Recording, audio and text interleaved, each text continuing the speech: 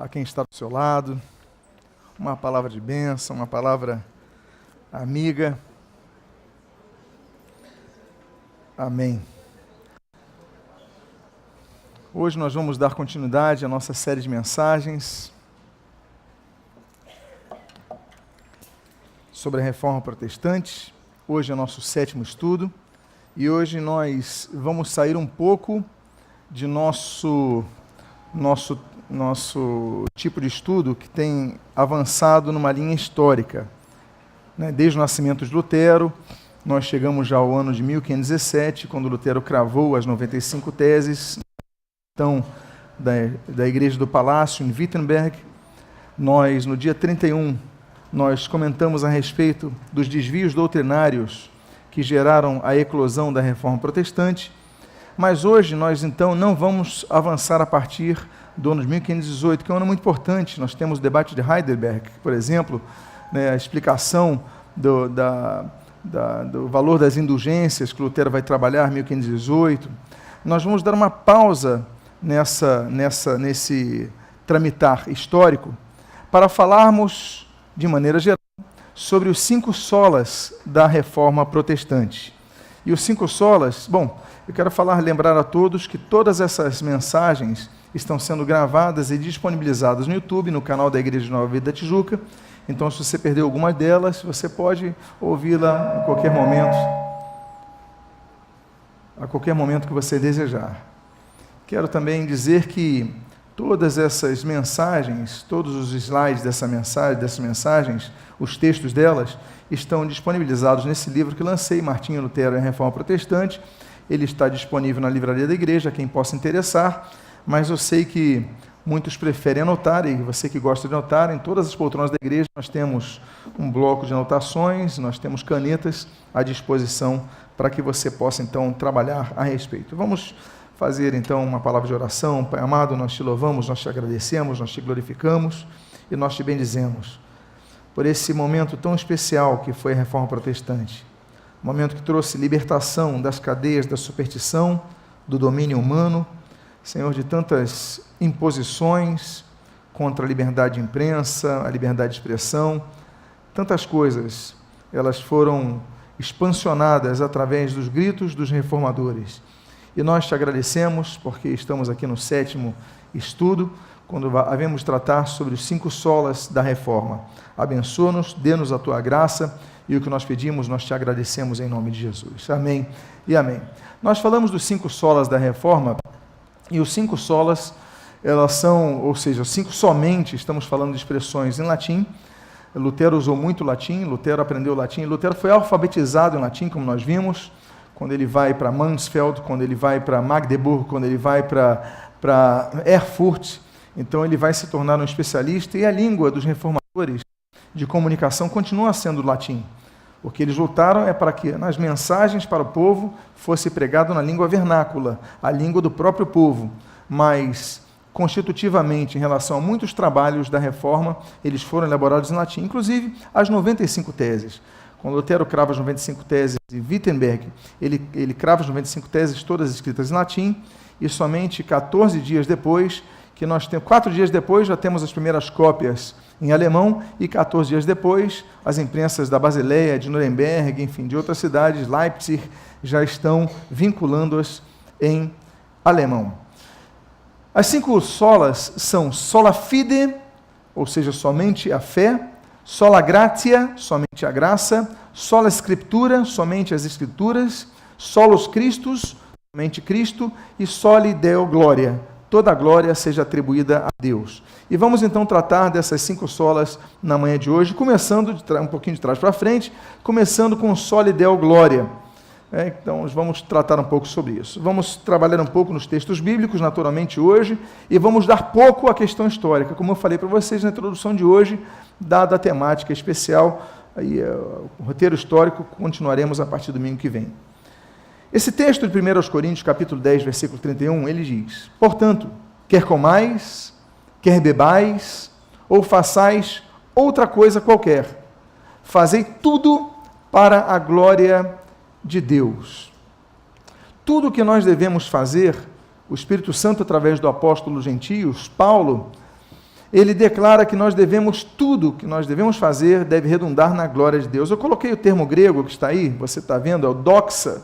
Doxa é um termo grego que é traduzido como glória, ok, corretamente, mas também serve para explicar o resplendor de um astro, o resplendor do sol, por exemplo, ou mesmo o resplendor da luz do sol na lua, aquilo que reflete o brilho.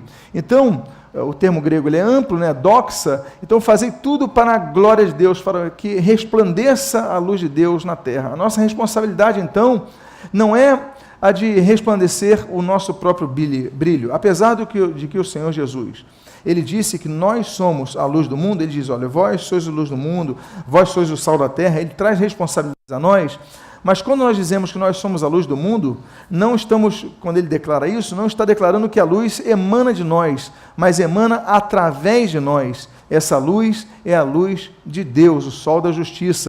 Então, tudo que nós devemos fazer redunda na glória de Deus. Nesses tempos tão egoístas, numa sociedade tão egoísta e o ser humano tão egoísta, nós devemos nos lembrar desses princípios que emanam da palavra de Deus sobre a glória de Deus. E não somente nós. O Salmo 96, versículo 3 diz, anunciai entre as nações a sua glória e entre todos os povos as suas maravilhas. Nós vemos muitos ministérios calcados nos nomes, não temos nenhum problema quanto a nomes serem famosos, mas muitas pessoas, elas querem buscar a sua própria glória. O objetivo deles, ao propagar o Evangelho, muitas vezes está em manifestar a sua própria glória, a sua própria força, o seu próprio poder. Nós devemos brilhar a luz de Cristo em nossas ações, em nossas palavras, em nossos atos, em nosso ministério. E não somente isso, mas nós devemos anunciar entre as nações a sua glória. É uma ordenança bíblica. Nós devemos, então, onde nós estivermos, nós devemos reluzir a glória de Deus. Anunciar entre as nações a sua glória não é apenas anunciar evangelisticamente, mas como é que se nota a luz? Apenas estando no local. A luz, estando no local, ela por si só já vai brilhar. Não se pode esconder a luz debaixo de uma cama e você não notar que tem algo diferente ali. Onde nós estivermos entre as nações, devemos anunciar a sua glória. A Bíblia diz, e aí nós avançamos um pouco para a questão que vai ser uma dos bases dos reformadores, o Isaías 42:8. O texto diz assim no livro do profeta Isaías, filho de Amós, eu sou o Senhor, este é o meu nome, a minha glória, pois, não a darei a outrem, nem a minha honra às imagens de escultura. Nesse estudo sobre a reforma, nós falamos muito sobre isso no dia 31, mas eu tenho que falar para os irmãos, muitas vezes, em muitos templos romanistas que já estive, assim como da igreja ortodoxa, templos dedicados a santos, muitas vezes o que se vê mais é a glorificação e a veneração desses santos do que ao próprio Deus. Eu comentei uma vez, coloquei algumas fotos sobre uma visita à Catedral de Santiago de Compostela, onde pretensamente alegam que estão ali os ossos de Santiago, Santiago Matamoros, como eles gostam de chamar, mas enfim, ali você tem na nave central as relíquias, onde dizem estarem os ossos de Santiago. E você entra e tem uma fila enorme para que as pessoas toquem naquela urna onde estariam os ossos de Santiago. Mas assim que você entra, numa das entradas, eu notei o seguinte, uma fila enorme para os ossos de Santiago, uma fila enorme por uma coluna que as pessoas colocam os dedos e depois beijam aquela coluna, uma das cenas mais anti-higiênicas que eu já vi na minha vida, todo mundo beijando aquela mesma coluna, me deu uma sensação muito ruim em relação a nojo, em relação a... Mas enfim, mas logo próximo a essa coluna, que as pessoas por superstição faziam isso, e os padres vendo e permitindo passivamente que as pessoas fizessem isso, mas à esquerda, na porta, estava uma imagem de Jesus. Nós sabemos que essa imagem de Jesus não tem Jesus por trás dela, nós sabemos que a Bíblia critica, condena esse tipo de culto idolátrico, mas enfim, mas em tese seria a imagem de Jesus, e não havia ninguém ali. Filas enormes para Santiago, os ossos de Santiago, filas enormes para essa coluna, mas ninguém a Cristo. Por quê? Porque essa glória ela é dividida nesses templos. onde há relíquias, a glória de Deus é dividida. As pessoas dizem, não, eu cultuo a Deus, mas na prática, não cultuam a Deus. Na prática, as pessoas que vão nesses templos, eles estão cultuando e venerando outros santos.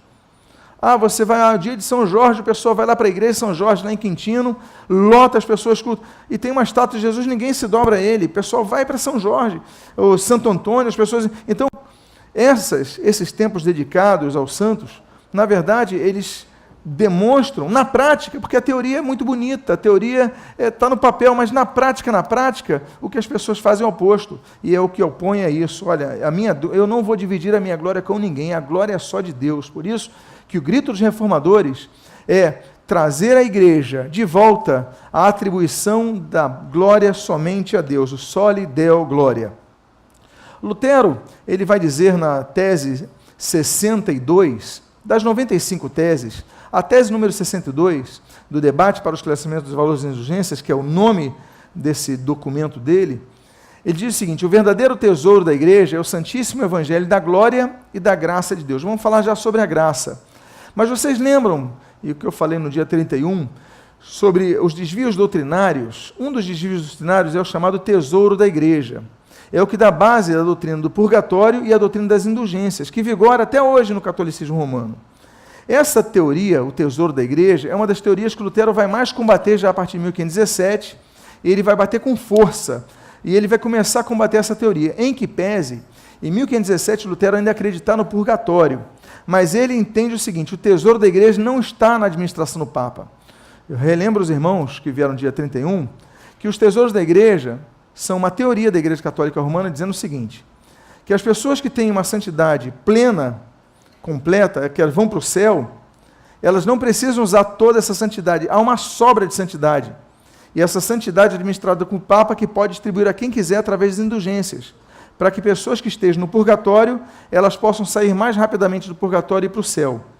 Então essas indulgências que foram vendidas e são ainda hoje distribuídas pelo papado como ele quiser, eles são contestados por Lutero. Eu já falei sobre isso nas teses de Lutero, nas 95 teses. Mas o que ele está dizendo aí é o seguinte: olha, o tesouro da igreja é o Evangelho, da glória e da graça de Deus. Aponta para Deus, é vinculativo a Deus, e o que liberta a pessoa é a pregação do Evangelho. Não é um líder religioso, um pastor, um papa, um bispo, que vai conceder a liberação da pessoa do purgatório, ou vai dar alguma graça para a pessoa, como se abrogam hoje os sacerdotes romanos, quando as pessoas vão no confessionário, ali temos o sacramento da penitência. Então ele diz o seguinte: não, eu te absolvo dos pecados. Depois de você confessar os seus pecados, confissão auricular, ele declara: eu te absolvo. Zwinglio dizia: olha, isso daí é estranho, as escrituras. Lutero combateu isso. Calvino disse que é uma superstição terrível, uma presunção muito grande da pessoa dizer: eu te absolvo pecados. Quem absolve pecados é somente Jesus Cristo, é só ele que absolve pecados. Então Lutero, na tese 62, falou: olha, é o Evangelho da glória e da graça de Deus. Tudo vai para Deus, tudo pertence a Deus, tudo se exclusiviza em Deus. No Catecismo de Westminster, o breve Catecismo de Westminster, formado pelo parlamento inglês em 1647, a primeira pergunta desse catecismo é a seguinte: qual é o fim principal do homem? Qual é o propósito do homem? Qual é o fim do homem? E a resposta da primeira pergunta do breve catecismo diz: o fim principal do homem é glorificar a Deus e gozá-lo para sempre. Aí estão os textos bíblicos dessa primeira pergunta do catecismo anglicano, que hoje serve a igreja anglicana de Westminster e também foi a base para vários outros catecismos protestantes.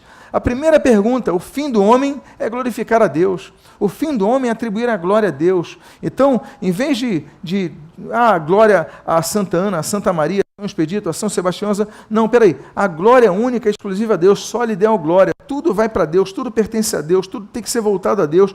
Deus não divide a sua glória com absolutamente ninguém.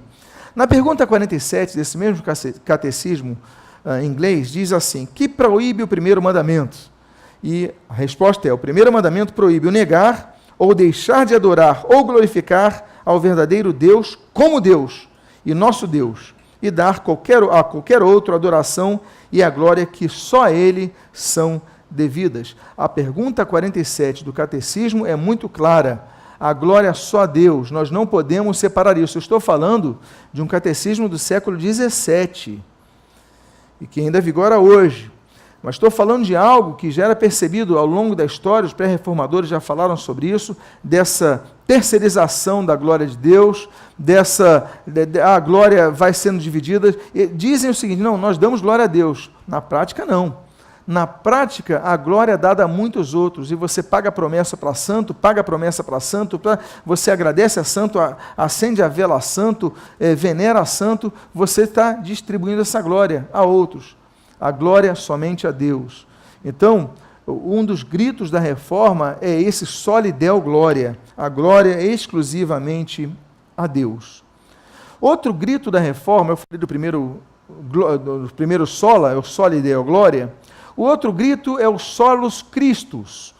Tem uma declinação, então não é sola, é solus Christus. Atos capítulo 4, versículo 11, versículo 12, é um texto muito importante, da cristologia, e ele fala o seguinte: este Jesus é a pedra rejeitada por vós, os construtores, a qual se tornou a pedra angular, e não há salvação em nenhum outro, porque abaixo do céu não existe nenhum outro nome dado entre os homens, pelo qual importa que sejamos salvos. Lutero ele vai combater aquela teoria de São Cipriano, de que somente há salvação na Igreja Católica. Teoria essa que os padres e os papas até hoje advogam. Para você ser salvo, tem que estar na Igreja Católica. Lembra daquele quadro que Lutero encontra em Mansfeld, do quadro que tem uma barca com o Papa, tem os bispos jogando cordas para pessoas que estavam se afogando? Aquilo fica na cabeça dele. Lembra que eu falei de Guilherme de Ockham? Lembra que eu falei de Guilherme de Ockham, basicamente falando sobre o fundamento da salvação, ser em Cristo? Nós temos que nos lembrar o seguinte: a igreja, a instituição não salva ninguém. Você não é salvo por estar nessa igreja. Você não é salvo por obedecer um pastor. Eu sou evangélico, estou salvo. Negativo. Você não é salvo por ser católico, você não é salvo por ser evangélico, você não é salvo por ser ortodoxo. Você é salvo por causa de Jesus. É só Jesus a nossa garantia da salvação. Esse texto diz assim, olha, eu vou repetir o texto: porque não há salvação em nenhum outro, porque abaixo do céu não existe nenhum outro nome dado entre os homens pelo qual importa que sejamos salvos. Nós não somos salvos pelo pastor, não somos salvos pelo Papa, não somos salvos por Maria, não somos salvos por São Jorge, São Benedito, São Sebastião, santo, santa, não, somos salvos somente por Jesus. É por isso que a Bíblia diz que só um mediador entre Deus e os homens, Jesus Cristo, homem.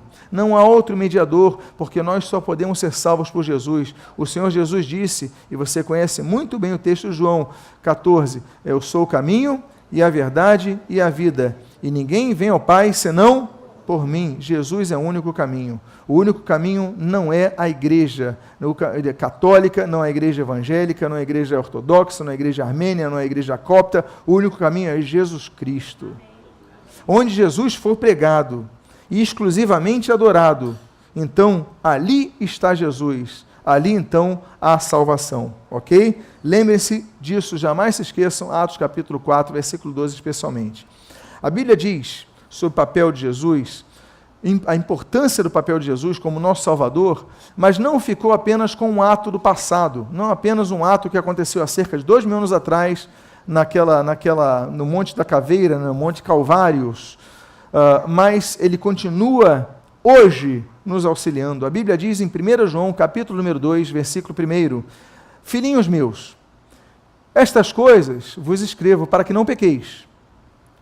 Mas, se, todavia, alguém pecar, temos advogado junto ao Pai, Jesus Cristo, o justo. Eu já comentei para vocês que certa vez eu ouvi um dos adesivos mais heréticos que eu já vi na minha vida, se não o mais herético, que era o seguinte: peça à mãe que o filho atende. E tinha uma imagem de Maria. É uma tristeza muito grande que as pessoas elas se agarrem em frases, em expressões que passam pelo imaginário popular e recebem aprovação passiva do clero religioso, mas que confrontam plenamente a Bíblia. A Bíblia não diz, peça à mãe que o filho atende. A Bíblia diz, peça a Deus em nome de Jesus. Só que as pessoas não têm o solo Escritura. as pessoas acreditam no que se dizem a elas. Então, o texto é claro, olha, nós não devemos pecar. Nós não devemos pecar. Agora, se, porventura, todavia, mas, porém, se viermos a pecar, a Bíblia diz nesse texto que você está lendo, 1 João 2,1, nós temos advogado junto ao Pai, Jesus Cristo. Não tem mais nenhum outro na história. Deus nos oferece perdão do pecado através de Jesus Cristo. Ele é nosso advogado. É por isso que, se nós pecarmos, nós devemos orar ao Pai. Deus, eu pequei. Eu te peço perdão do meu coração arrependido, não vou voltar a fazer isso. Me perdoa em nome de Jesus. E nós oramos em nome de Jesus até por causa disso, até por causa desse texto. Ele é o nosso advogado perante o Pai. Então a gente não ora para Maria, a gente não procura um padre, olha, padre, eu pequei. Ele vai falar assim, olha, reza 25 Pai Nossos, 13 Ave Marias, acende vai lá tal, sobe a escadaria da penha. Você vai fazer isso? Vou fazer. Então tá bom, eu te absolvo dos pecados em nome do Pai, do Filho e do Espírito Santo. E ele faz aquele gesto e você recebe esse placebo e que não muda nada na sua vida. O texto bíblico é simples, voltemos à Bíblia, nos firmemos na Bíblia. A Bíblia diz, pecamos, oramos ao Pai, em nome de Jesus, que é o nosso advogado. Olha, Senhor, me perdoa em nome de Jesus. E Deus é galardoador, Deus é perdoador, e Deus então perdoa, claro, com o coração arrependido, né? Isso daí é óbvio, isso é o primeiro passo para o perdão dos pecados. Os irmãos estão entendendo a importância que nós temos na elaboração desses solas? Bom, pois bem, então, nós temos mais um texto que eu vou colocar aqui, desse Solos Christus, que é o texto de João, capítulo 15, versículo 5, palavra do Senhor Jesus, quando ele diz, eu sou a videira, vós os ramos. Quem permanece em mim e eu nele, esse dá muito fruto, porque sem mim nada podeis fazer. Solos Christus. Sem mim nada podeis fazer.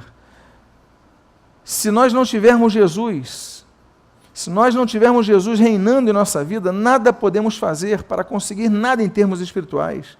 O único caminho é Jesus, por isso que o segundo lema do Solas, o Solos Christus, aponta para a essência de Jesus Cristo, a primazia de Jesus Cristo, o fundamento de Jesus Cristo, a pedra angular que é Jesus Cristo, o caminho que é Jesus Cristo, a luz que é Jesus Cristo, o Salvador único que é Jesus Cristo. Jesus é nosso único Senhor, nosso único Salvador, aquele a quem nós dedicamos a nossa adoração. Sem mim nada podeis fazer. Então, se não houver Jesus na história, você pode ter 1 milhão de coisas, 1 milhão de obras, você pode ser a pessoa mais bondosa do mundo, você pode ser a pessoa, olha, você ajuda os pobres, está no Médicos Sem Fronteiras, dá teu dinheiro para o orfanato, você ajuda a construir escola no interior da África, no interior do Agreste brasileiro, você faz 1 milhão de obras, mas se você não tiver Jesus, nada disso vai te adiantar para ser salvo, porque nós não somos salvos pelas nossas obras, nós somos salvos pela graça de Deus através da fé exclusiva no Senhor Jesus Cristo, para a glória de Deus o Pai. É o que a Bíblia diz, a Bíblia aponta, para que ninguém se vanglorie disso, porque nós somos pessoas, vamos falar quando falarmos sobre sola gratia a respeito disso. Bom, Lutero ele vai escrever, em 1520, 4 tratados, sendo 3 deles os mais famosos. Ele escreve no dia 23 de junho, Apelo à Nobreza Alemã sobre o Estamento Espiritual. Então, quando ele fala a respeito que não há diferença de clero e leigos, com o tempo, os cleros foram ganhando um poder tão grande que você tinha leigos aqui, cleros lá. Lutero, quando ele vai escrever Apelo à Nobreza Alemã, ele vai colocar todos no mesmo nível. A nossa diferença é funcional. Não há diferença do pastor, do novo convertido, diante de Deus. Somos pecadores que precisamos do perdão dos pecados. Ninguém tem poder maior do que o outro diante de Deus. É uma função de ordem instrumental, é uma questão de responsabilidades, atribuições, mas espiritualmente somos o mesmo estamento. Então, Lutero vai quebrar muito sobre isso nesse livro de 23 de junho, Apelo à Nobreza Alemã. Depois, Lutero vai escrever do cativeiro babilônico da igreja. E Lutero tem um viés muito firme quando ele vai falar do cativeiro, dos muros, né? Ele vai falar o primeiro muro, o segundo muro, o terceiro muro. Vamos falar sobre isso quando chegarmos no ano 1520, do cativeiro cristão da igreja. Aí ele vai receber a carta para ser excomungado, ele vai ter 60 dias para responder, Então ele vai ter esse período para responder, e depois ele escreve esse texto que você está lendo, da liberdade cristã, que é um grande livro, e é um livro interessante, vamos depois analisá-lo, que é um livro que o Lutero ele escreve um pouco mais docilmente que os outros dois tratados, grandes tratados de 1520. Bom, nesse tratado, da liberdade cristã, ele diz o seguinte, abre aspas, no entanto, é necessário pregar com o objetivo de que seja promovida a fé nele, para que ele não seja apenas o Cristo, mas seja o Cristo para ti e para mim, e opera em nós o que dele se diz e como ele é denominado. Esta fé, porém, nasce e é preservada quando é pregado porque Cristo veio, o que trouxe e concedeu. A nossa fé é pautada em Cristo. A nossa fé não é uma fé cega. A nossa fé não é a fé pautada na promessa de um pastor. A nossa fé não é a fé pautada numa promessa de um padre, de uma declaração papal, de uma bula, de um decreto, de um cânone, etc. A nossa fé é pautada em Cristo, para que Cristo reine em nossa vida, e Cristo reine através do que nós pregamos. Então, a pregação dos reformadores sempre vai apontar a Cristo, ao centro de Cristo. Cristo é o centro do culto, Cristo é o caminho da salvação, Cristo é o único que nós devemos acudir e pedir perdão dos pecados, é através de Cristo. Então, toda essa terceirização, que vai começar lá atrás no culto aos santos, né, já desde os primórdios, ali começa com as catacumbas, então, os mártires, os que não negaram a fé, então, aí começa aquele culto, a memória, a pessoa começa a acender vela, a memória e tudo mais, pedir clamor e tudo mais, e aí gera toda a teologia, a doutrina do catolicismo romano, que depois vai, principalmente ali no século décimo, né, o surgimento do Dia dos Finados, 998, Santo Odilon, a Abadia de Clany, nós já falamos a respeito, aí começa o culto dos finados, as relíquias, as peregrinações à Terra Santa, as pessoas trazem osso de fulano, dente de fulano, começam a adorar e tudo mais. Lutero e os demais reformadores, olha, tudo aponta a Cristo, tudo tem que ser a Cristo, a nossa fé não é depositada no osso de Santa Bárbara, não é depositado num prego da cruz de Calvário, numa coroa de espinho, a nossa fé é somente em Jesus Cristo. Tudo que nós devemos falar é porque Cristo veio, para que Cristo veio, o que Cristo pode fazer na nossa vida, então é fundamentada nisso. Nós falamos então sobre solo ideal glória, nós falamos sobre os solos Cristos. Agora vamos falar do sola gratia, somente a graça.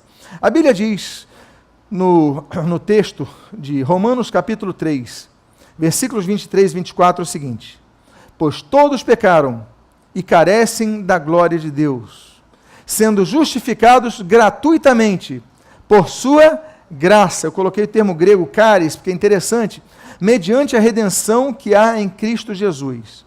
Olha, todos pecaram. Não tem ninguém que não tenha pecado. Todos pecaram. E carecem da glória de Deus. Que Deus resplandeça. Lembra que eu falei do termo glória? O doxa, né? Aquilo que reflete a luz, o resplendor de Deus, o resplendor da luz de Deus, enfim. Sendo justificados gratuitamente. Nós nos tornamos justos, eu vou falar depois sobre isso, no Sola Fide, gratuitamente. Ninguém é justificado por dinheiro nenhum. Você não é justificado pelo dízimo que você entrega, pela oferta que você entrega, pelas obras de caridade que você entrega, pela indulgência que você cumpre, por pagar uma missa, nada disso. Nós somos justificados gratuitamente, é de graça. Aí diz assim, gratuitamente, por sua graça. Graça, charis, significa isso, graça. Mas também tem um termo interessante, graça significa também no grego, o charis, é boa vontade, ter boa vontade por alguém, oferecer algo a alguém sem querer nada em troca. É boa vontade. É da boa vontade de Deus, não é nosso merecimento, é porque Deus, por boa vontade, nos oferece salvação, mediante a redenção que é em Cristo Jesus. O texto bíblico volta a dizer que a redenção só vem em Cristo Jesus, não vem por nenhum santo, não vem por ninguém, por melhor que tenha sido a pessoa. Não estamos aqui questionando o passado de ninguém, o passado brilhante de ninguém. Nós falamos de Maria. Olha, meus amados, Maria foi uma grande mulher. Maria foi uma mulher, a Bíblia diz que ela era bendita entre as mulheres. De todas as mulheres da terra, Deus escolheu Maria, uma pessoa maravilhosa. Como outros também, que são cultuados, que são venerados, eles também, pessoas maravilhosas. Não estamos questionando isso, estamos questionando que nós devemos exclusivar a adoração, a veneração, a glória somente a Deus, através de Jesus Cristo. E a redenção vem através de quem? Através de Jesus Cristo. Mas é pela graça de Deus. Ou seja, não é pelo meu esforço, não é pelo meu merecimento. Olha, pastor, eu fiz jejum, eu entrego meu dízimo, eu não falto um culto, eu ministro no louvor, eu estou no evangelismo, eu cuido das crianças, eu ajudo os pobres, eu faço missões. Nada disso, nada do teu esforço vai fazer com que você mereça salvação, porque ninguém merece. Todos pecaram e carecem da glória de Deus. Nós precisamos da redenção em Jesus Cristo através de um ato de Deus, parte de Deus. É Deus que nos consegue de boa vontade o oferecimento da sua misericórdia, graça divina. Eu vou ler esse texto, eu sei que está pequeno na sua tela, mas se você conseguir acompanhar, eu faço, mas está em sim. Você que anota, Efésios 2, versículos 1 e versículo 4 a 9, diz assim: Ele vos deu vida, estando vós mortos nos vossos delitos e pecados. Opa!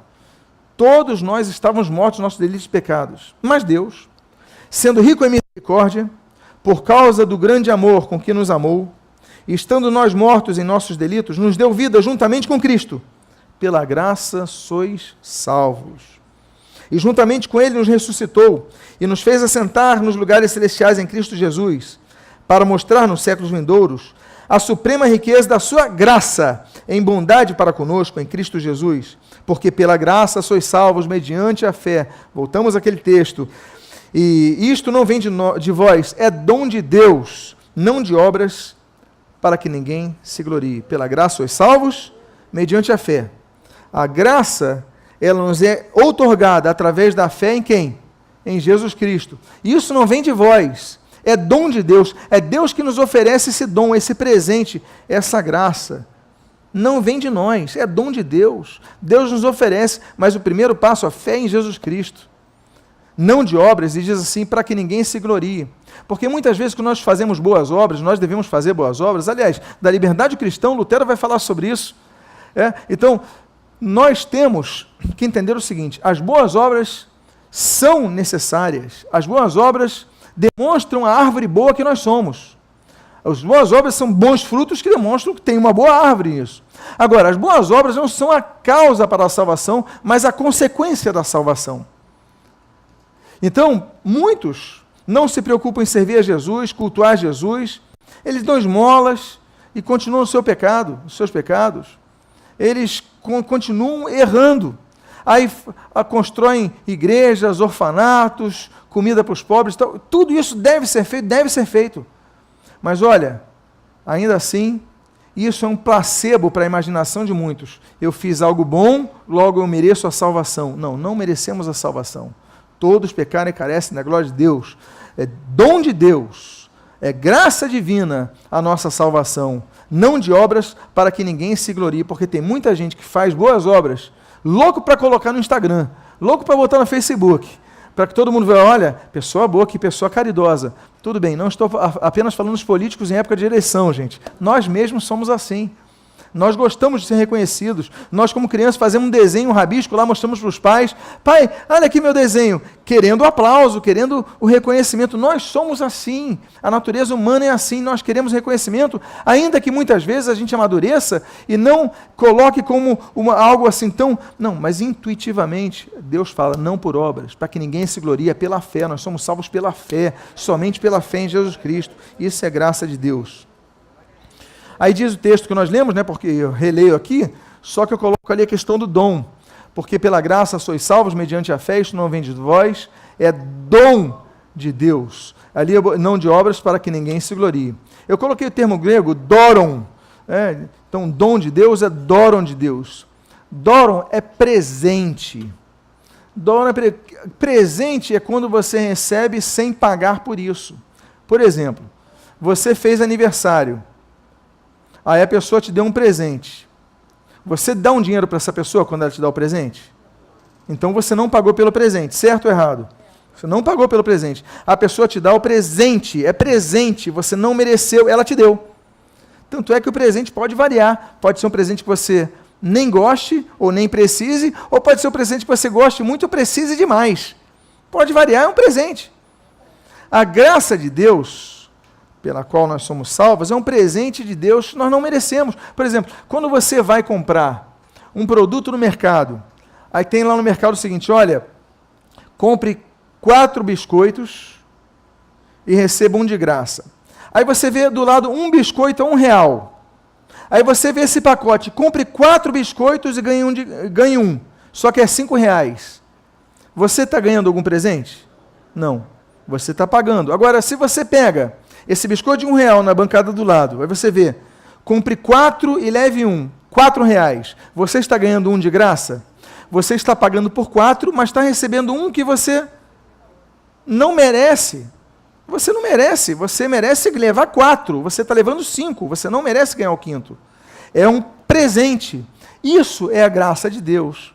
Nós não merecemos, os nossos esforços não nos fazem merecedores da salvação. Nós somos salvos pela fé depositada em Cristo, nos méritos de Cristo, porque Ele sim mereceu a salvação e nos deu a salvação, e pela graça de Deus Ele nos concede essa justificação. Lutero, em 1517, nós falamos sempre da reforma de 31 de outubro de 1517, mas Lutero, antes disso, ele faz um debate sobre a teologia escolástica. O que acontece é o seguinte, Lutero dá estudos bíblicos, e tem um aluno dele, Franz Günther. Esse aluno, ele vai defender a sua tese de graduação. Lutero, então, como orientador dele, Lutero vai escrever 97 teses, falamos das 95 de Wittenberg, dia 31 de outubro, mas Lutero, antes disso, em agosto, entre agosto e setembro, em 21 de agosto, 4 de setembro, Lutero escreve, então, 97 teses para o debate sobre a teologia escolástica. Ele vai bater na teologia escolástica, ele vai bater muito a respeito dos sofistas, dos aristotélicos, enfim. Mas eu quero trazer aqui teses muito interessantes a respeito da graça de Deus. A tese 7 diz assim, na verdade, sem a graça de Deus, a vontade suscita necessariamente um ato desconforme e mau, se não for a graça de Deus. Aí ele vai avante, tese 18. Amar a Deus por natureza, sobre todas as coisas, é uma ficção, uma quimera, por assim dizer. Tese 68. Portanto, sem a graça de Deus é impossível cumprir a lei, seja de que maneira for. Meus amados, amar a Deus por palavras é fácil, ele não está falando sobre isso. Porque você fala, Deus, eu te amo. É fácil. Mas a amar a Deus por ações, ele fala, se não for a graça de Deus, é uma ficção. É uma ficção. Você está enganando a você mesmo. Nós precisamos da graça de Deus que nos dá força, que nos fortalece, que nos permite dizer não às tentações, dizer não a tantas questões que nos fazem desagradar a Deus, para permanecermos firmes. Nós precisamos da graça de Deus. Senão, não conseguimos amar a Deus. Lutero, ele coloca o amor a Deus fora da expressão, você ama Deus, ama Deus. Não, não é isso. Amar a Deus através das ações. Então, na tese 18 desse debate sobre a teologia escolástica, Lutero ele vai avançar sobre isso. É uma quimera, é um monstro que a gente cria, é uma ficção, é uma mitologia. Nós precisamos, para amar Deus, da graça de Deus, para nos tornar fortes, para nos fazer que nós consigamos resistir. E até 68, portanto, sem a graça de Deus é impossível cumprir a lei. A pessoa queria cumprir a lei. Meus amados, há quem diga que Deus deu 10 mandamentos. Isso é errado, você sabe disso. Não são 10 mandamentos que Deus deu a Moisés. Deus deu a Moisés 613 mandamentos. Ele deu 10 mandamentos em tábuas de pedras no cume do Monte Sinai, nos dias que Moisés lá esteve. Quando Moisés desceu, Deus continuou dando leis a Moisés. 603 leis a mais. Bom, se você então for cumprir a lei de Moisés, que não são os 10 mandamentos, mas são os 613 mandamentos, você não consegue. É impossível. É impossível. Ninguém na terra consegue obedecer os 613 mandamentos. Não dá. Ele fala, então, não somos salvos pela lei, não há como ser salvos, por isso veio a graça de Deus, se manifestou a graça de Deus em Jesus Cristo. E ali ele diz, olha, sem a graça de Deus é impossível cumprir a lei, seja de que maneira for. Porque você vai cumprir nos rituais, mas vai continuar errando por dentro. Bom, eu falo mais 4 teses desse debate sobre a teologia escolástica que falam da graça de Deus. A tese 62, portanto, quem está fora da graça de Deus peca constantemente, mesmo não matando, não praticando adultério, não cometendo roubo. continua pecando. Porque a pessoa fala assim, ó, eu não mato, eu não roubo, eu não cometo adultério, então eu não peco. Ele fala, você continua pecando. Aquela desculpa que as pessoas até hoje apresentam, eu não mato, não roubo, não assalto e tal, não faço mal a ninguém. Espera aí, mas isso não significa que você não está pecando. Você peca e peca constantemente. Tese 76. Toda obra da lei sem a graça de Deus parece boa exteriormente, mas interiormente é pecado. E ele fala contra os escolásticos. Tese 77. Sem a graça de Deus, a mão está voltada para a lei do Senhor, mas a vontade está afastada dela. Você, na mão, cumpre a lei do Senhor. É que nem, eu vou cumprir a escala para dar aula para as crianças. Aí você dá aula para as crianças que é na escola dominical. Mas você está com raiva disso, você não queria estar lá, você está contra a tua vontade. Quer dizer, na mão você obedece, mas internamente você está contra. Tem muita coisa que nós fazemos contrariados, mas fazemos por obedecer, ou porque temos que obedecer. Mas Lutero fala, então você está pecando, porque exteriormente você está cumprindo a lei, mas interiormente você está indo contra a lei. Qual é o efeito disso? Nós precisamos então da graça de Deus. Deus me dá graça para eu cumprir isso. Deus me dá a tua graça me fortalecer. E a tese 78, ele diz, sem a graça de Deus, a vontade se volta para a lei, movida pela vantagem própria. Tem muita coisa que nós fazemos para obter vantagem. Seja um elogio, seja, o pastor te olhou, parabéns, o amigo, isso daí está fazendo o papel dele, está evangelizando, está fazendo... Muita coisa que a gente faz é para receber um ok, um parabéns, porque se a pessoa não estiver vendo, a gente não faz. Se a pessoa não mandar, a gente não faz. Ou seja, a gente quer reconhecimento, ele fala, não é isso, o cristão não tem que ser movido pela ação da lei, mas tem que ser movido pela graça de Deus, tem que começar interiormente. Vocês estão entendendo a questão da graça divina? Pois bem, sola fide é a nossa quarta sola. A Bíblia diz, já lemos esse texto, porque pela graça sois salvos mediante o quê? O que está escrito no texto? Mediante a fé. A fé é o passo inicial. Isso não vem de vós, é dom de Deus, não de obras, para que ninguém se glorie. A Bíblia diz em Hebreus 11:6 o seguinte, de fato, sem fé é impossível agradar a Deus. Não é improvável, não é difícil, é impossível. Tudo que nós fizermos tem que ter fé em Deus. Em Deus, através de Jesus Cristo.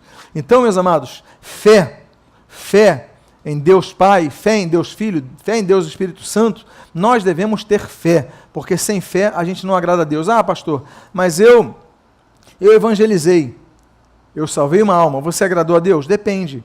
Você evangelizou com fé ou sem fé? Alguém te colocou na escala para evangelizar? Eu toquei aqui, pastor, eu agradei a Deus? Depende. Você pode ter me agradado com o teu louvor, agradado o irmão cantou, o irmão gostou do teu louvor, ótimo, mas agradar a Deus tem que ter sido com fé. Então você vê que até para tocar, até para evangelizar, até para dar aula para criança, até para ficar na introdução dos diáconos, nós devemos fazer com fé. Eu estou servindo ao meu irmão como sirvo ao Senhor, eu estou servindo, eu sei que eu estou fazendo, nós devemos depositar nossa fé em Cristo, tudo tem que ser com fé. Por isso que a Bíblia diz ali em Romanos 5:1, justificados, pois, mediante a fé, temos paz com Deus por meio de nosso Senhor Jesus Cristo. O termo grego dikaion, né? Então, tornar justo, assumir o papel de justo. Nós somos justificados, não pelos nossos méritos. Deus nos torna justos. A justificação, ela acontecia... Deixa eu ver se eu tenho um papel aqui. Eu tenho um papel aqui. Eu vou dar um exemplo. Como é que seria uma justificação? Aqui estão os nossos pecados. Digamos que aqui estão todos os meus pecados anotados aqui. Tudo que eu cometi de errado está anotado nesse papel. Com esse papel eu vou ser penalizado. Com esse papel eu vou ser julgado. Com esse papel eu vou ser condenado. Pois bem, o que é justificar? O que é o dikaion? É o Senhor Jesus pegar esse papel, esse daqui está tudo seu? Tá, eu vou justificar. Pronto. Eu pego isso daqui e jogo na fogueira. Ou seja, já não tem mais pecado nenhum. Eu fui justificado, me tornei justo. Se alguém procurar minha ficha, não tem mais ficha. É como se pegasse lá no sistema penal e colocasse um indulto. Né? Apaguei, coloca um del ali. Pronto, não tem mais nada, não tem mais pecado. Foi totalmente justificado. Esse é o proceder legal romano antigo da justificação, quando você não tem mais nada que seja contra você. Nós somos justificados por Deus. Quando? Quando nós, através da fé, nós nos entregamos a Deus, ou seja, mediante a fé temos paz com Deus. Não podemos ter paz com Deus porque nós pecamos, mas Deus, ele chega, rasga através de Jesus Cristo. Por isso que a nossa fé é fundamental, não nossas obras, nossa fé em Cristo Jesus. Por quê? Porque não somos salvos pelos méritos nossos, não somos salvos... Você lembra quando eu falei na terça-feira, no culto da Reforma, sobre a terceirização das penitências? Eu não lembro o Papa, eu acho que foi o Sixto, mas eu posso estar enganado, quando ele começa a terceirizar, dizendo assim, não, se você não pode jejuar, alguém pode jejuar por você e levar a sua oferta para obter indulgência por você. Começa a se terceirizar, não. Eu sou salvo mediante a fé em Jesus Cristo, nos méritos de Jesus, no que Jesus fez. É por isso que nós devemos ser sempre gratos a Deus, por isso que nós devemos sempre ter os solos Cristos diante de Deus. A Bíblia diz, em Romanos 10, 17, e assim... a fé vem pela pregação e a pregação pela palavra de Cristo. Ou seja, a nossa fé ela é centralizada em Cristo. Porque fé, até criança tem fé no Papai Noel. E fé genuína. Se você chegar para a criança no dia de Natal, olha, foi Papai Noel que te deu, uma criança de 3 anos, enfim, uma certa idade, a criança vai acreditar no Papai Noel. E vai acreditar de fato, inconteste. Isso é uma fé. Tem gente que tem fé em Papai Noel. Tem gente que tem fé no poder de um santo.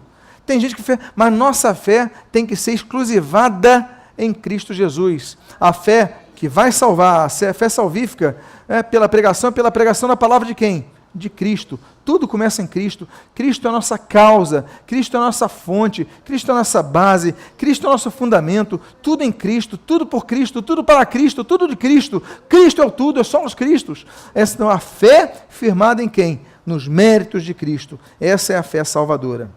Concluímos, pois, já falei até sobre isso, o texto de Romanos 3,28, mais uma vez fala, não somos justificados pelas obras.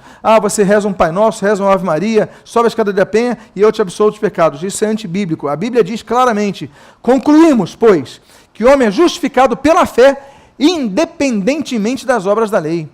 Nada que você faça vai te tornar justo diante de Deus, somente os méritos de Jesus, somente Jesus é o mediador entre Deus e os homens, somente Jesus morreu na cruz por nós, somente Jesus é o Cordeiro de Deus que tira o pecado do mundo, como diz João capítulo 1, versículo 29, somente Cristo é o nosso tudo, ou seja, justificados é pela fé em Cristo Jesus. Citando aqui os reformadores, ele vai falar, eu vou ler rapidamente aqui o texto que ele vai escrever quando ele dá o estudo sobre os estudos romanos 1515, ou seja, antes da reforma acontecer. Quando ele começa a estudar sobre Romanos, ele testemunha o seguinte, abre aspas, eu fora tomado por uma extraordinária paixão em conhecer a Paulo na Epístola aos Romanos. Fazia-me tropeçar não a firmeza do coração, mas uma única palavra no primeiro capítulo, a justiça de Deus é nele, no Evangelho revelado, Romanos 1, 17. Isso porque eu odiava a expressão justiça de Deus. Os professores me haviam ensinado, segundo a qual Deus é justo e castiga os pecadores injustos. Eu não amava Deus justo, que pune os pecadores. Ao contrário, eu o odiava. Olha a palavra de Lutero. Aí, Deus teve pena de mim. E Lutero continua dizendo, dia e noite eu andava meditando até que por fim observei a relação entre as palavras. A justiça de Deus é revelada, como está escrito, o justo vive de fé. Romanos 1,17 apontando para Abacuque 2,4. Aí passei a compreender a justiça de Deus como sendo uma justiça pela qual o justo vive através da dádiva de Deus, ou seja, através da fé. Comecei a entender que o sentido é o seguinte, através do Evangelho é revelada a justiça de Deus, isto é, a passiva, através da qual o Deus misericordioso nos justifica pela fé, como está escrito, o justo viverá pela fé. Então, me senti como que renascido e entrei pelos portões abertos do próprio paraíso. A fé liberta. Lutero fazia isso, continuava pecando. Lutero confessava, continuava com pecado. Lutero subiu a escala sancta em Roma, os 28 degraus daquela escala sancta, rezando um Pai Nosso. E nada amenazava a culpa dele. Era através da fé em Jesus Cristo, somente através da fé em Jesus Cristo. Por isso que o conselho de João de Staupitz, que era o líder do convento, vai aconselhar Lutero lá em Erfurt, vai ser tão importante. Olha, centraliza em Cristo, foca em Cristo, porque tudo está em Cristo. E ali vai ser tão importante. Lutero, quando vai escrever da Liberdade Cristã, essa daqui é um facsimile da capa de sua edição, ele diz o seguinte: só a fé sem as obras justifica, liberta e salva. Ele vai dizer também na Liberdade Cristã o seguinte: a alma é justificada somente pela fé, sem as obras, a partir da palavra de Deus. Você vai vendo então que esses solas, eles são interligados. O sola escritura, aí está. O sola fide, aí está. A graça salvífica, aí está. Ou seja, tudo vai centralizando. As 5 solas centralizam-se no lema dos reformadores. A alma é justificada somente pela fé, sem as obras. Não adianta você fazer tanta coisa e continuar pecando, não adianta. É só a paz de Deus que vai... Você lembra? Nós temos paz com Deus mediante a fé. Então, temos que ter paz interior. Quem dá paz interior? A justificação pela fé em Cristo Jesus. Quando ele fala sobre o encontro que ele teve com o legado apostólico em Augsburg, que vai acontecer em 1518, ele fala das acusações que foram dadas a ele. E ele diz o seguinte, abre aspas: a segunda acusação é que, na explanação de minha tese número 7, afirmei que ninguém pode ser justificado senão somente a fé. Verdade infalível é que ninguém é justo senão quem crê em Deus, como diz Romanos 1,17, o justo viverá pela fé. Por isso, quem não crê já está julgado e morto, como diz João capítulo 3, versículo 18. A fé, no entanto, não é outra coisa senão crer no que Deus promete ou diz, conforme Romanos 4,3. Abraão creu em Deus e isso lhe foi imputado para justiça. Ou seja, é Deus que nos vai imputar a justiça, não nós mesmos. Quando ele escreve em Liberdade, aliás, ainda em da Liberdade Cristã, 1520, ele diz o seguinte: visto, portanto, que as obras não justificam ninguém, e visto que é necessário que a pessoa seja justa antes que faça o bem, para a salvação não há necessidade alguma de nenhuma obra, uma vez que a fé está livre de toda a lei, e faz tudo por mera liberdade, gratuitamente, qualquer coisa que faça, não buscando seu proveito ou salvação, uma vez que já está satisfeita e salva pela graça de Deus a partir de sua fé, mas somente o beneplácito de Deus. E por fim, vamos ao último dos solas, que é o sola escritura. Eu queria ouvir de você que anotou tudo, quais são os 4 solas que nós vemos até agora. Vamos lá, comece. Soli.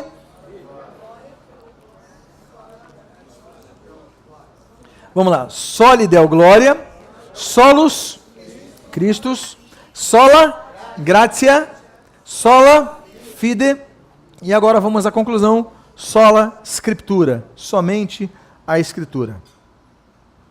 Bom, o Senhor Jesus, ele diz, naquela que é chamada oração sacerdotal, João capítulo 17, no versículo 17, nós lemos: santifica-os na verdade, a tua palavra é a verdade. Nós devemos nos santificar pelo que a Bíblia ensina, não pelo que os homens ensinam, não pelo que o clero ensina, não pelo que os pastores ensinam, é pelo que a Bíblia ensina. A palavra de Deus é capaz de nós, alicerçados na palavra de Deus, termos uma vida santa, separada. A Bíblia diz, no Salmo 119, versículo 105, lâmpada para os meus pés é a tua palavra e o que mais?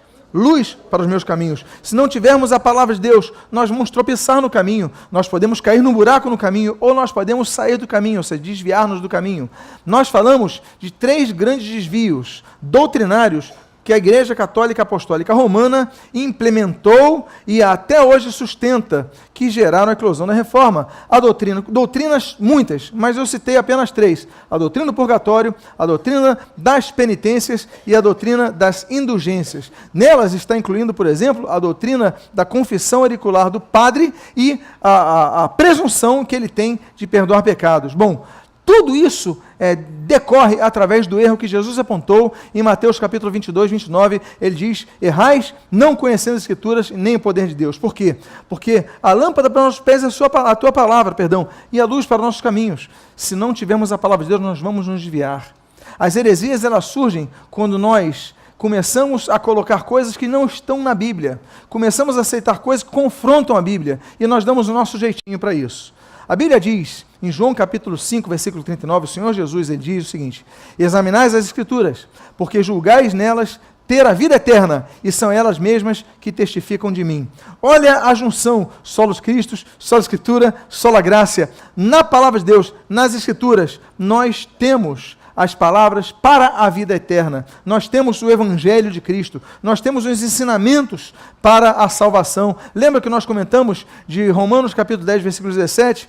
Porque a fé vem pelo ouvir, e ouvir pela pregação da palavra de Cristo, né? Então a palavra de Cristo é pregada, anunciada, a palavra de Cristo está nos evangelhos.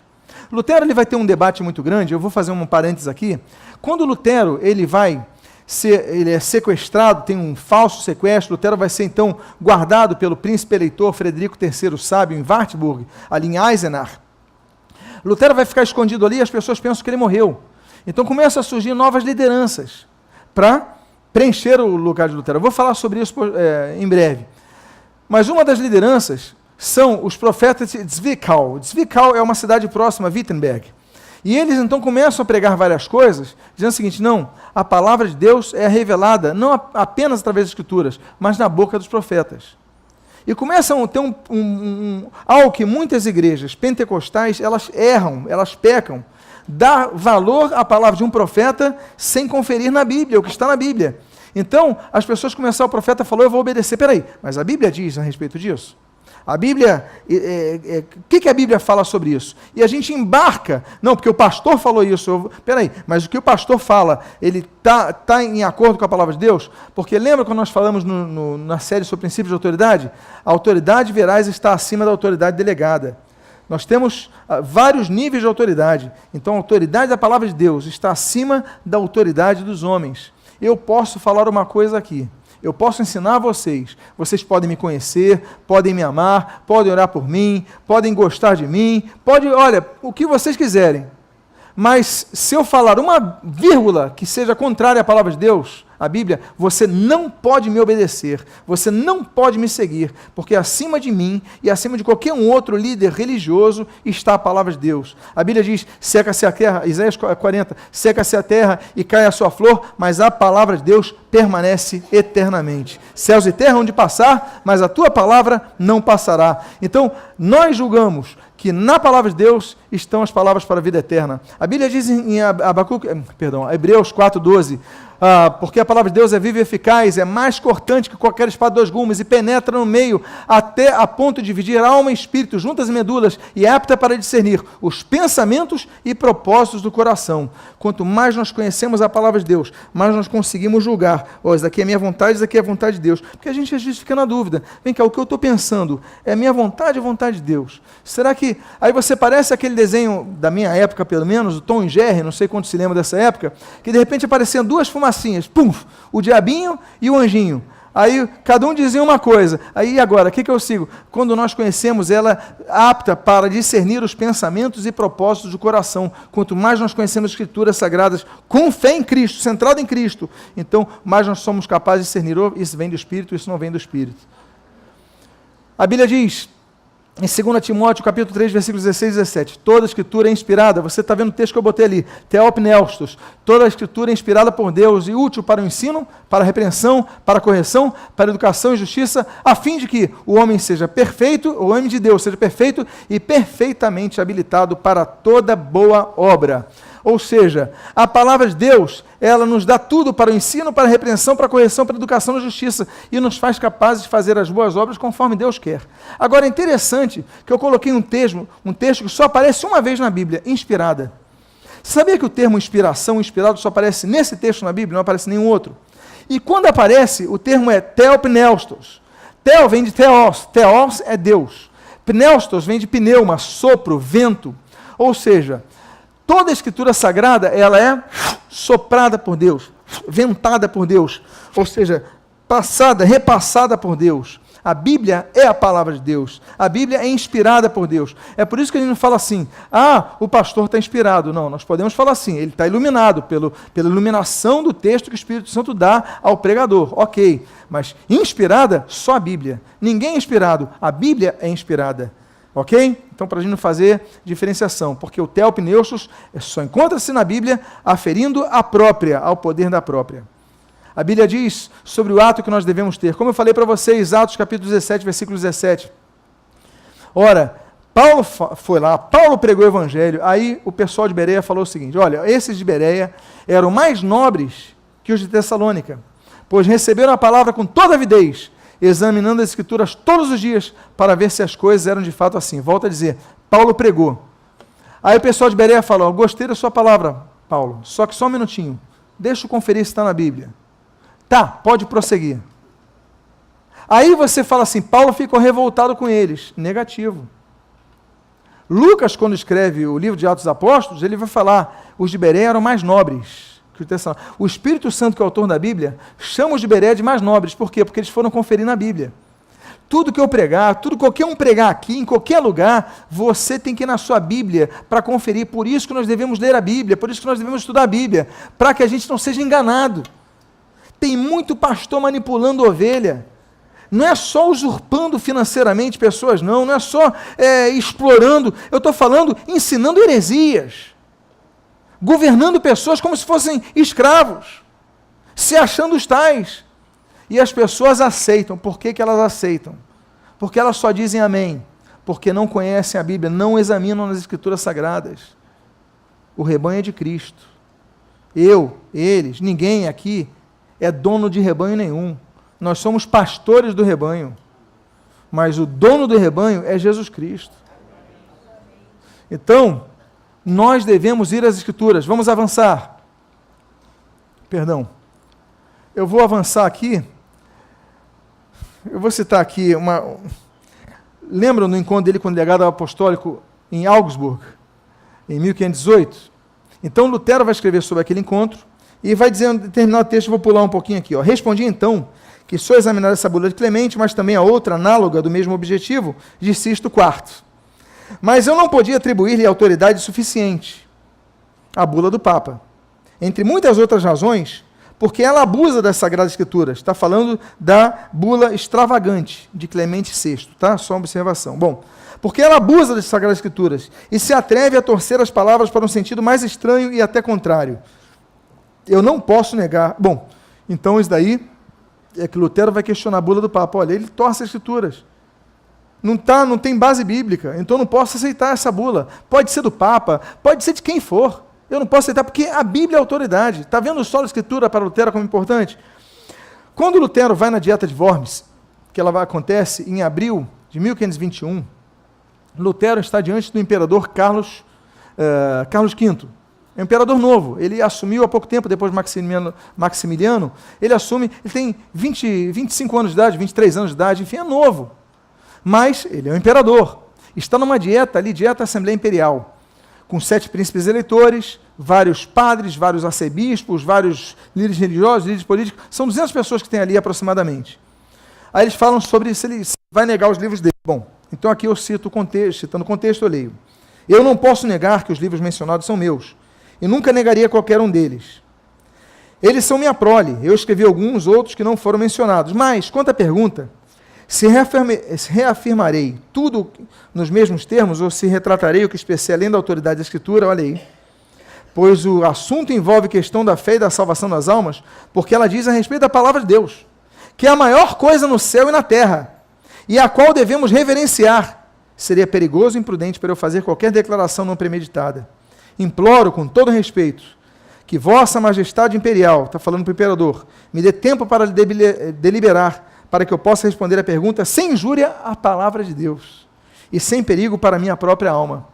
Ou seja, o imperador manda, através do advogado dele, que ele responda e fala, olha, eu peço, fala com respeito, eu imploro com todo respeito a vossa majestade imperial, que eu possa, que eu possa deliberar para que eu possa responder a pergunta sem injúria à palavra de Deus. Eu tenho que responder com base na palavra de Deus. Nessa mesma dieta de Worms, ele conclui a dieta, dizendo, com a sua declaração final, dizendo o seguinte, a não ser que seja convencido por testemunho das Escrituras Sagradas, ou sua Escritura, ou por argumento evidente, pois não acredito nem no Papa, nem nos concílios exclusivamente, visto que é certo que os mesmos erraram muitas vezes e se contradisseram a si mesmos ao longo da história, o que é verdade. Estou vencido pelas Escrituras, por mim aduzidas, e minha consciência está presa nas palavras de Deus. Não posso, nem quero retratar-me de nada, porque agir contra a consciência não é prudente nem íntegro. Lembra quando nós falamos sobre os níveis de autoridade? Olha aqui, o nível de autoridade supremo de Deus, temos o nível da autoridade da palavra de Deus, temos o nível de autoridade da consciência, temos o nível da autoridade, do quarto nível de autoridade, o nível da autoridade delegada. A autoridade suprema de Deus ninguém pode alcançar, o diabo tentou alcançar e caiu, enfim, autoridade suprema. Nós temos a autoridade da palavra de Deus, abaixo de Deus está a sua palavra, a Bíblia Sagrada, é o segundo nível de autoridade. O terceiro nível de autoridade, Lutero menciona aqui, é a autoridade da consciência. Ela está acima da autoridade delegada, a autoridade delegada a pessoas, a líderes religiosos como eu, como tantos outros. Por quê? Porque se o líder religioso, por exemplo, se eu falar assim, olha, vai lá e se joga da janela, ou vai lá e mata os teus pais, ou vai lá e toma uma cicuta, aí você fala, poxa, ele é autoridade sobre a minha vida, eu vou obedecer. Não, porque acima dele está a autoridade da consciência. Eu não vou fazer isso. Isso age contra a minha consciência. Então, Deus colocou um arbítrio em nosso coração pautado na consciência humana, em uma base. Então, nós não podemos ir além disso. Lutero ele termina dizendo, eu não posso abrir contra a consciência. Não é nem prudente, nem íntegro, mas tudo isso pautado no solo da Escritura. Ele diz, então, sobre o legado apostólico, o encontro com o legado apostólico em Augsburg, 1518, o seguinte: pois o Papa não está acima, e sim abaixo da palavra de Deus, conforme aquela passagem de Gálatas 1,8. Mas, ainda que nós, ou mesmo um anjo vindo do céu, vos pregue o evangelho que vá além do que vos temos pregado, seja anátema.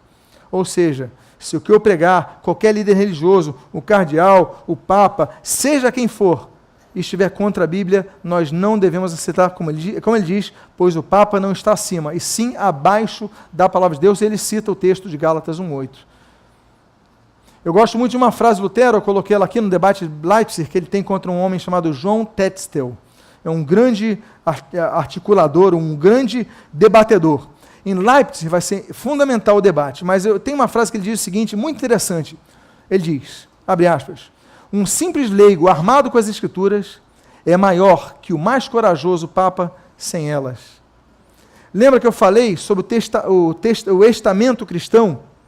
Então ele coloca, olha, todos somos iguais, não é porque um é Papa, outro é pastor, outro é novo convertido, peraí, com as Escrituras na mão, estamos nivelados. Sendo com as Escrituras na mão, a pessoa que se converta hoje com a Escritura na mão, ela vai ter mais autoridade que eu, que qualquer pastor, que qualquer bispo, que qualquer papa, que qualquer líder. Se ela tiver a Bíblia, ela tem a autoridade que eu não tenho. Ou seja, a autoridade emana da palavra e não do cargo da pessoa. As pessoas se enganam facilmente. Elas se impressionam com os cargos religiosos. Não, Lutero vai te falar nada disso. É pela palavra. Então, o leigo mais simples, armado com as Escrituras, ele é maior do que o Papa mais corajoso sem as Escrituras Sagradas. E eu finalizo com um texto que resume o princípio bíblico da sola Escritura com todas as demais solas nele. É o texto de Romanos 1:2. Eu finalizo com esse texto. Justificados, pois, mediante a fé, temos paz com Deus. Citou a fé, sola fide. Por meio de nosso Senhor Jesus Cristo, solos Christus. Por intermédio de quem obtivemos igualmente acesso pela fé, sola fide, a esta graça, sola gratia, na qual estamos firmes e gloriamo-nos na esperança da glória de Deus. Soli Deo Glória. Que Deus seja louvado, Deus o abençoe em nome de Jesus. Vamos ficar de pé em nome do Senhor Jesus. Vamos orar ao Senhor. Vamos agradecer ao Senhor por sua santa palavra. Pai amado, Deus bendito, nós te louvamos, nós te agradecemos pela reforma protestante. Trouxe libertação em tantas áreas, e especialmente na área espiritual. A tua Escritura, ela foi revalorizada, foi reconduzida ao povo. Pai amado, muito obrigado. Abençoa as nossas vidas para que nunca cometamos o erro de sair das tuas sagradas letras, não nos desviando para nenhum lugar, mas sempre nos aferindo, pautados na tua vontade, revelado na tua santa palavra. Que sejamos pessoas onde todos possam observar o sola fide, o sola gratia, o sola Escritura, o solos Cristo e o soli Deo Glória. Abençoa as nossas vidas, fortalece-nos e o que nós pedimos, nós te agradecemos em nome de Jesus. Amém e amém. Antes de você sentar-se, vamos ver se você decorou algumas dessas. Fala para o irmão que está do seu lado. Chama aqui o missionário Anderson Moreno, que vai nos conduzir no momento de dízimos e de ofertas.